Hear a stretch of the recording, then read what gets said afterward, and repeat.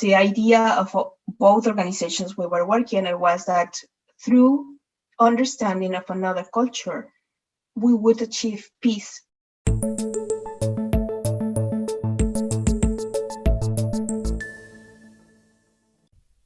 Hello, my name is Kel, and you are listening to the Wild Ones mini podcast series. On Saturday, June 12th, 2021, at the very first Wild One Salon, we were thrilled to have guest speaker Cecilia Gamez with us to talk about how she chooses to challenge people's minds and their preconceived notions about women or other cultures, so that we can see the strength and beauty in ourselves and others. Here's what she had to say. I didn't really know what to say when Joe invited me here, because I said, I don't really challenge anything but what I do. And then my husband told me, like, are you serious? What you do? And but I think I had a very privileged childhood. And I don't mean by that my family was wealthy. Simply, I recognize that my dad and my mom were different when I was in secondary school. And all the things that were happening in my house weren't happening in somebody else's household. And it's when I, who was very shy, who was a very quiet girl, who loved books and everybody called a very intelligent one, I was always siding with those that were bullied. The chubby girl, the very shy, small guy, whoever you wanted. I was always with the ones that were suffering in school. So I think my parents got a little bit worried that probably I was one of them. But no, I think I was quite strong in other ways. I was never defending someone with my fists, but there was always kind of this side of me that, and I still tend to do it, and I don't want to mean bad, but to side with those that I feel that need some slightly push to feel more comfortable. And one of my friends says that probably that I'm suffering of empathetic syndrome, that I try to be nice with everybody. But now it just comes like that. And it's my mom and my dad's fault. I was also raised surrounded by very strong women. I didn't know that they were strong till I became older, in my 30s, 40s. Because all of them were grand aunts that were around, someone, when I was 8, I thought that someone in their 60s were old. So they were kind of lovely, tiny women that were going up and down and doing things. But when I heard their stories, when I was older, I understood why they were so strong. And funny thing, I understood why some of them had decided to stay single. Because even I was born and I was brought up in Mexico City. It's a modern city. It's very forward there with very modern ideas. There were still some of them which had decided to study instead of creating a family, who had decided to travel instead of staying at home. And they were the ones that would just bring us all these stories about what they were doing. And without really knowing it, they were really influencing my way of seeing the world.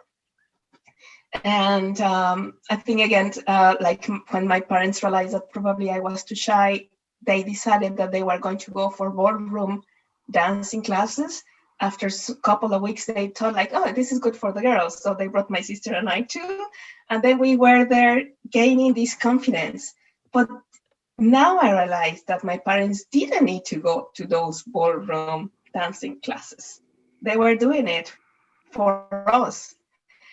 So so I think I don't challenge anything thinking of it, because I never really went through a phase that I needed to fight for who I was. It was always there. I was given all the tools from the very beginning. I have some notes here because when you were talking, I changed everything what I wanted to say. But I think in a way, when I moved to Ireland, my husband is Irish, so we moved. I met him 20 years ago in New Zealand during a work conference. And it was, we both work as educators. Well, I was an educator. He is the director of an organization that promotes cultural exchange. But the idea of both organizations we were working in was that through understanding of another culture, we would achieve peace sometime in the future. Mm-hmm. So we met there. When I came back to Mexico and I told my parents were like, really? Did you need to go to New Zealand to meet someone? But then when they met him, my dad said, probably he will survive you. So that's a good thing.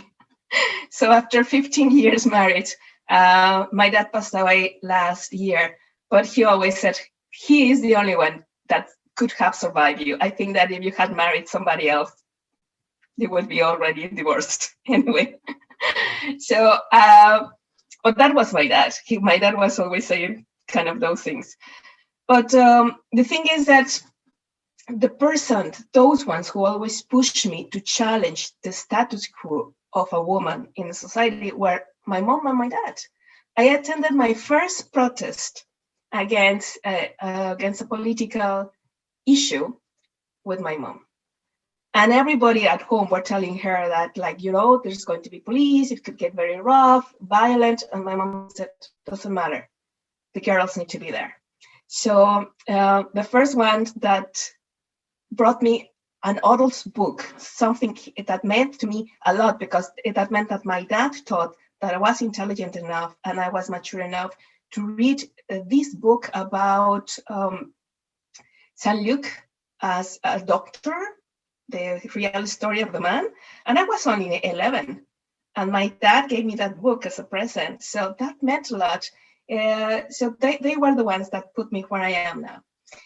When I moved to Ireland, I found it very difficult to get a job. It was 15 years ago. My qualifications as a teacher, I was the youngest vice principal of a secondary school in Mexico City. I was 23. That had never happened, but it happened because I started teaching when I was 18, and I kind of moved from kindergarten to primary school to secondary. And then they thought, like, well, you are doing something good.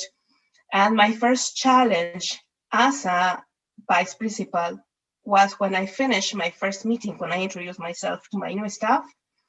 The biology teacher, who had been working in the school for 10 years, went downstairs and resigned because he wasn't going to work with a younger woman. That was it, under the orders of a younger woman. So I remember coming back home and telling my parents I was kind of frustrated, and my dad said, so what? You'll get someone that wants to work with you. And so my dad's, as I told you, that my dad's philosophy, it's hitting me now. I think because I'm older and I understand his concept of, like, just breathe, think what you're going to do, and continue. And that was all. So when I moved to Cork, I found it very difficult to get a job. So I kind of was trying to take some time, and I started volunteering at the Center of Mexican Studies in UCC in 20 years. Mexico was in the news as a very violent country. So it also came kind of, I had this task of changing people's minds. There were, obviously, my country is very big. You can put 24 Europeans, UK, Germany, France, doing the same thing that my government is doing. I think the internet connection is unstable, so you let me know if you can hear me or not. And it was, I started doing the activities just to show Mexican traditions out of those stereotypes, but also what is the Mexican, the real Mexico for me, the one that had citizens that are trying to make a positive change. And I hold two positions at the moment. I'm the director of another cultural exchange cultural organization, and I also vice president of an international federation that pursues the same objectives. Both are voluntary positions. I don't get salaries for them. And my sister, who had joined first but now left, I don't know, something happened with, believe it or not, with her pet rat. And she always tells me, like, if you were working in the private sector, you would be making a lot of money. But I think no. I think what I do is really important, because my job, that is an unpaid job, is allowing me to empowering other women.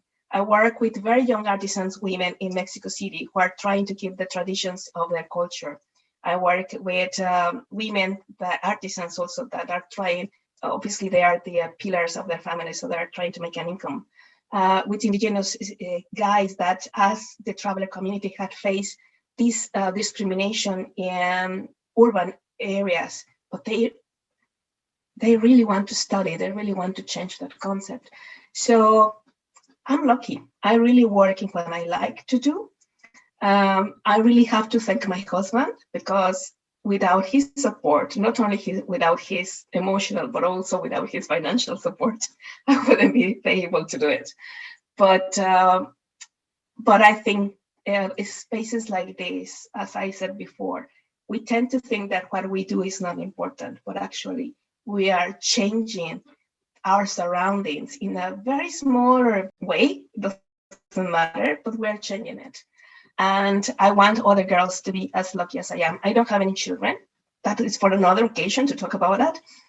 But I would like other girls and boys, or people in general, to be as lucky as I was, to see the life with my eyes, because I didn't have trouble just because my parents were there teaching me without letting me know that you could do things for others. And I could keep talking, but I think I better just stop there.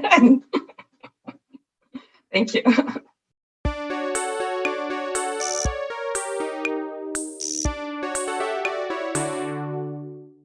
A short time after the salon, we asked Cecilia to give her thoughts about the experience.